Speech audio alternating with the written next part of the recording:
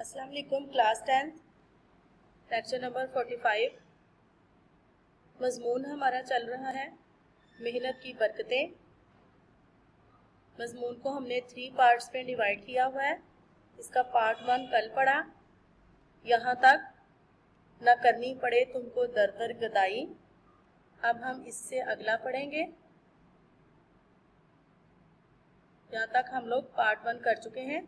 Part 2 जो है हमारा यहाँ से स्टार्ट होगा। हज़रत सल्लल्लाहु अलैहि वसल्लम की अमली ज़िंदगी हमारे लिए मशरे राह है। वो मेहनत के अजीम पैकर थे।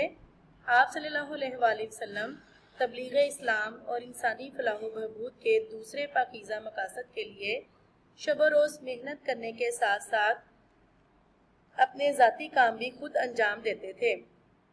मिसाल के तौर पर कपड़ों को पैबंद लगाते और अपने जूते खुद मुरम्मत करते। कपड़ों को पैबंद लगाना क्या होता है? जोड़ लगाना। पैबंद जोड़ लगाना। मस्जिद नबवी सल्लल्लाहु अलैहि वसल्लम की तामीर में आप सल्लल्लाहु अलैहि वसल्लम ने अपने सहाबा कराम रज़ी अल्लाह ताला अन्हु का हाथ बटाया। इसी तरह ग़ज़वा खंदक के मौका पर खंदक की खुदाई के काम में भी आप सल्लल्लाहु अलैहि वसल्लम अपने सहाबा रज़ी अल्लाह ताला अन्हु के साथ बराबर के शरीक थे।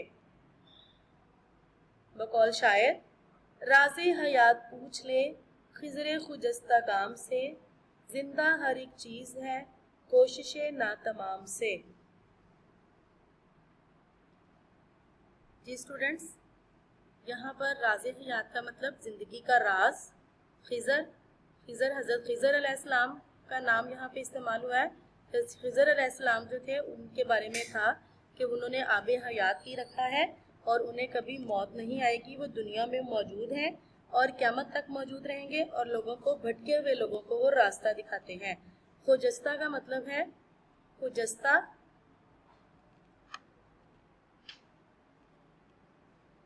का मायने अपना इसके ऊपर नोट कर लें, मुबारक।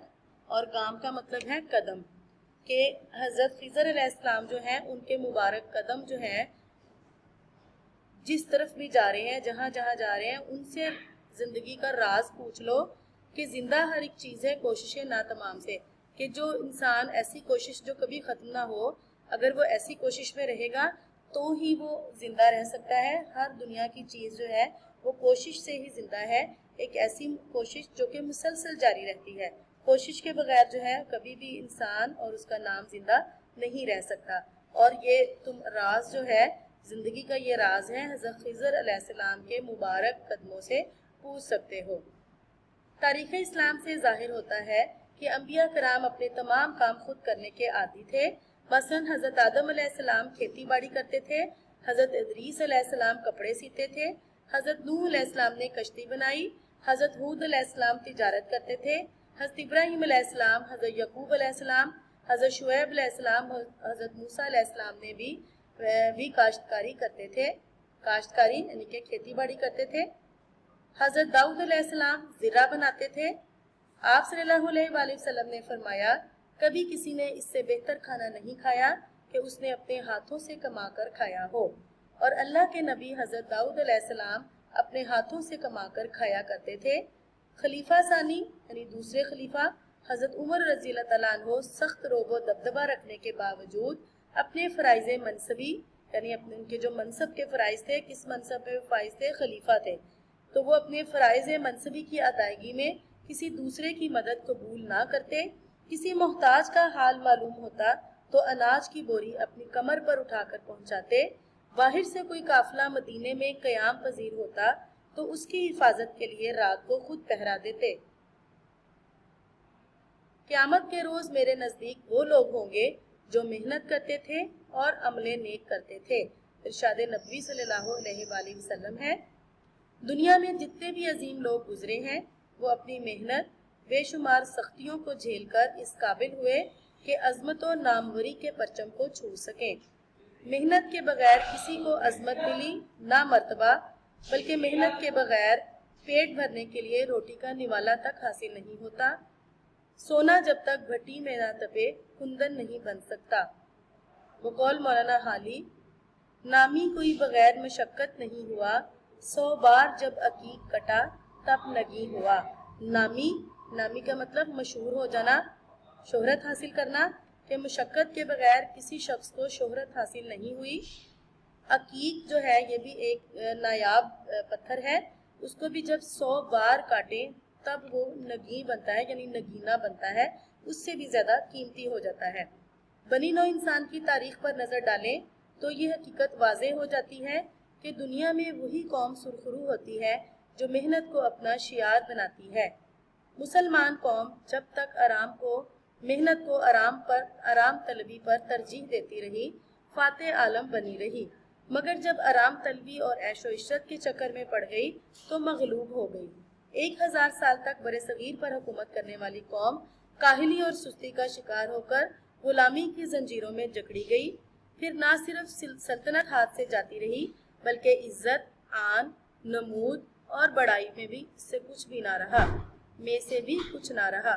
خدا نے آج تک اس قوم کی حالت نہیں بدلی، نہ ہو جس کو خیال آپ اپنی حالت بدلنے کا۔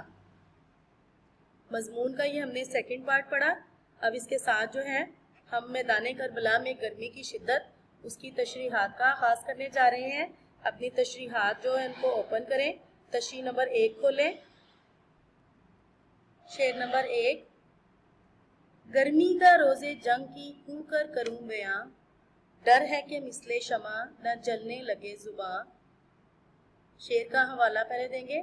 نظم کا عنوان میدان کربلا میں گرمی کی شدت، شاعر کا نام میر انیس۔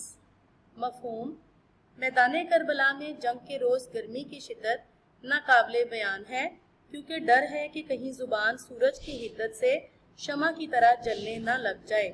تشریح: میر انیس ایک بلند پایہ مرثیہ نگار تھے۔ ان کے مرثیے سوز و گداز، کردار نگاری اور جذبات نگاری کے بے مثال نمونے پیش کرتے ہیں۔ تشریح طلب شعر انیس کے ایک طویل مرثیے کا حصہ ہے جو ان کے تخیل، منظر نگاری اور لفظی تصویر کاری کی عمدہ مثال ہے۔ اسے انیس نے مسدس کی حیت میں لکھ کر امر کر دیا۔ واقعہ کربلا اسلامی تاریخ کا ایک نہایت دردناک اور اہم ترین واقعہ ہے۔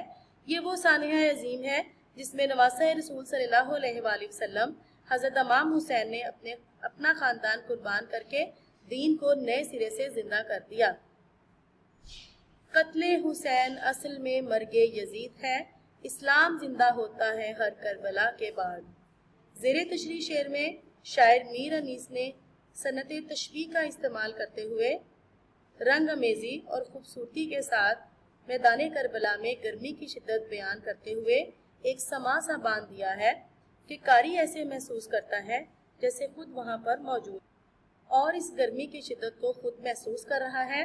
شاعر کہتے ہیں کہ جس روز حضرت امام حسین رضی اللہ تعالیٰ عنہ ہاتھ میں تلوار لیے حق کی صدا بن کر باطل کے سامنے اترے، وہ دن 10 محرم الحرام کا تھا۔ اس دن گرمی اپنے عروج پر تھی، یوں لگتا تھا میدان کربلا کی حدت گرمی میدان حشر کی گرمی میں بدل گئی ہے اور سورج سوا نیزے پر اپنی تمام تر حشر سامانیوں کے ساتھ موجود ہوا ہے۔ سوا نیزے پر آنا یعنی کہ جب قیامت آئے گی، میدان حشر جب ہوگا، قیامت آئے گی تو سورج جو ہے وہ زمین کے بہت زیادہ قریب آ جائے گا۔ حشر سامانیہ یعنی اپنی تمام تر مصیبتیں، آفتیں لیے ہوئے ہمارے پاس موجود ہوگا۔ تو میدان کربلا کی گرمی کو دیکھ کر شاعر کیا کہہ رہے ہیں کہ یوں لگ رہا ہے کہ سورج سوا نیزے پر آ کر اپنی تمام تر حشر سامانیوں کے ساتھ موجود ہوا ہے۔ 3 دن سے خانوادہ رسول صلی اللہ علیہ وآلہ وسلم کے پیاسے افراد صبر و رضا کی تاریخ رقم کر چکے ہیں۔ بقول امجد مجید: سلام ان پر تہ تیغ بھی جنہوں نے کہا، جو تیرا حکم جو تیری رضا جو تو چاہے۔ تہ تیغ تلوار سے قتل کرنا، یعنی تلوار سے قتل کرنے کے در پہ تھے وہ، مطلب ان کی جو گردنیں تھیں وہ تلواروں کے نیچے تھیں، لیکن پھر بھی وہ کیا کہہ رہے تھے؟ جو تیرا حکم جو تیری رضا جو تو چاہے۔ اب امام حسین داد شجاعت دینے کے لیے میدان میں اتر رہے تھے۔ داد شجاعت دینا، بہادری دکھانا۔ میر انیس کہتے ہیں کہ گرمی کا وہ عالم ہے کہ زبان سے باہر ہے، کیونکہ اگر گرمی بیان سے باہر ہے، کیونکہ اگر گرمی کی اس کیفیت کو بیان کرنے لگوں تو ڈر ہے زبان پر آئے الفاظ آگ کا کام دیں اور زبان شمع کی مانند جلنے نہ لگ جائے۔ شعر نمبر 2: وہ لو کے الحذر وہ حرارت کے العما، رن کی زمین تو سرخ تھی اور زرد آسماں۔ نظم کا عنوان میدان کربلا میں گرمی کی شدت، شاعر کا نام میر انیس۔ مفہوم میدان کربلا میں جنگ کے روز گرمی سے زمین سرخ تھی جبکہ گرم ہوا نے آسمان کو زرد بنا رکھا تھا۔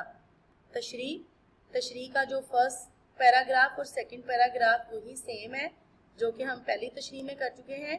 یہ تقریباً ہر تشریح میں اسی طرح سے ہم تشریح کا آغاز کریں گے۔ میر انیس ایک بلند پایا مرثیہ نگار تھے۔ ان کے مرثیے سوز و گداز، کردار نگاری اور جذبات نگاری کے بے مثال نمونے پیش کرتے ہیں۔ تشریح طلب شعر انیس کی ایک طویل مرثیے کا حصہ ہے جو ان کے تخیل، منظر نگاری اور لفظی تصویر کاری کی عمدہ مثال ہے، جسے انیس نے مسدس کی حیت میں لکھ کر امر کر دیا۔ واقعہ کربلا اسلامی تاریخ کا ایک نہایت دردناک اور اہم ترین واقعہ ہے۔ یہ وہ سانحہ عظیم ہے جس میں نواسہ رسول صلی اللہ علیہ وآلہ وسلم حضرت امام حسین رضی اللہ تعالیٰ عنہ نے اپنا خاندان قربان کر کے دین کو نئے سرے سے زندہ کر دیا۔ قتل حسین اصل میں مرگ یزید ہے، اسلام زندہ ہوتا ہے ہر کربلا کے بعد۔ جی اسٹوڈنٹس، یہاں تک آپ لوگوں نے نوٹ کیا ہوگا کہ جیسے تشریح نمبر 1 کا آغاز تھا اسی طرح سے تشریح نمبر 2 میں بھی 2 پیراگراف سیم ہیں اور شعر بھی جو ہے وہ بھی وہی ہے، قتل حسین والا۔ تو آپ لوگوں کو اس کو یاد کرنے میں کوئی مسئلہ نہیں ہوگا، ایک مرتبہ یاد کر لیں گے تو بار بار وہی چیزیں رپیٹ ہو رہی ہیں۔ اب زیر تشریح شعر پہ آتے ہیں۔ زیر تشریح شعر میں شاعر میر انیس نے رنگ آمیزی اور خوبصورتی کے ساتھ میدان کربلا میں گرمی کی شدت بیان کرتے ہوئے ایک سما سا باندھ دیا ہے کہ قاری ایسے محسوس کرتا ہے جیسے خود وہاں پر موجود ہے اور اس گرمی کی شدت کو خود محسوس کر رہا ہے کہ جب 10 محرم الحرام کے روز حضرت امام حسین رضی اللہ تعالیٰ عنہ باطل کے سامنے داد شجاعت دینے کے لیے میدان میں اتر رہے تھے، اس دن چلنے والی ہوا اس قدر گرم تھی کہ انسان، حیوان، چرند پرند سبھی اس گرمی سے خدا کی پناہ مانگتے تھے، اور ادھر سورج کی شدید تپش کی وجہ سے میدان کارزار جنگ کا میدان اس طرح سرخ تھا جیسے کوئی گرم کیا ہوا لوہا جس پر پڑنے والی ہر شے جھلس اٹھے۔ یہ تو زمین کا حال تھا، دوسری طرف گرم لو نے آسمان کا بھی نقشہ بدل کر رکھ دیا تھا۔ اس گرم لو نے آسمان کو یوں زرد کر رکھا تھا جیسے زمین کی تپش سے آسمان کو بخار چڑھا ہوا ہو اور اس کا رنگ زرد پڑ گیا ہو۔ لیکن سلام ہو امام حسین رضی اللہ تعالیٰ عنہ پر جنہوں نے تشنہ لب سپاہ شام کا مقابلہ کیا۔ تشنہ لب پیاسے، سپاہ شام کی فوج کا مقابلہ کیا اور باطل کے سامنے حق کو سرخرو کیا۔ بقول انیس، یہ انیس کے ہی ایک بند ہے نیچے۔ ہے تابش خور سے ارکے فشاں رخ گل فام، لب خشک ہے پانی کا میسر نہیں ایک جام، لو چلتی ہے خاک اڑتی ہے ظہر کا ہنگام، پیاسے پہ چلی آتی ہے املی سپاہ شام۔ الفاظ کے معنی نوٹ کر لیں۔ تابش کا مطلب تپش یا گرمی، خور سورج، ارکے فشاں پسینہ بہنا، پسینہ نکلنا، رخ گلفام خوبصورت چہرہ۔ شاعر کہہ رہے ہیں کہ سورج کی گرمی یا تپش سے خوبصورت چہرے پر سے پسینہ نکل رہا ہے، پسینہ بہہ رہا ہے، ہونٹ خشک ہے، لب ہونٹ، اور پانی کا ایک جام یعنی ایک پیالہ بھی میسر نہیں ہے۔ لو چلتی ہے یعنی گرم ہوا چل رہی ہے، خاک اڑتی ہے مٹی اڑ رہی ہے، ظہر زوال کا وقت، یہاں پہ ظہر سے مراد ہے زوال کا وقت، ہنگامہ یعنی زوال کے وقت کا سا ہنگامہ ہے، گرم ہوا چل رہی ہے، مٹی اڑ رہی ہے، اور پیاسے پہ چلی آتی ہے امڈی، امنڈنا کسی چیز کے اوپر پورا کا پورا اس کے اوپر گر جانا۔ سپاہ شام کی فوج، پیاسے یعنی حضرت امام حسین پیاسے تھے اور ان کے اوپر شام کی فوج جو ہے وہ امڈی چلی آ رہی ہے، ان کے اوپر گرتی چلی آ رہی ہے۔ تو 10th کلاس آج کے ہمارے لیکچر کی ڈائری ہے، لیکچر نمبر 45 کی ڈائری ہے، محنت کی برکتیں پارٹ 2 اور میدان کربلا میں گرمی کی شدت، تشریح نمبر 1 اور 2۔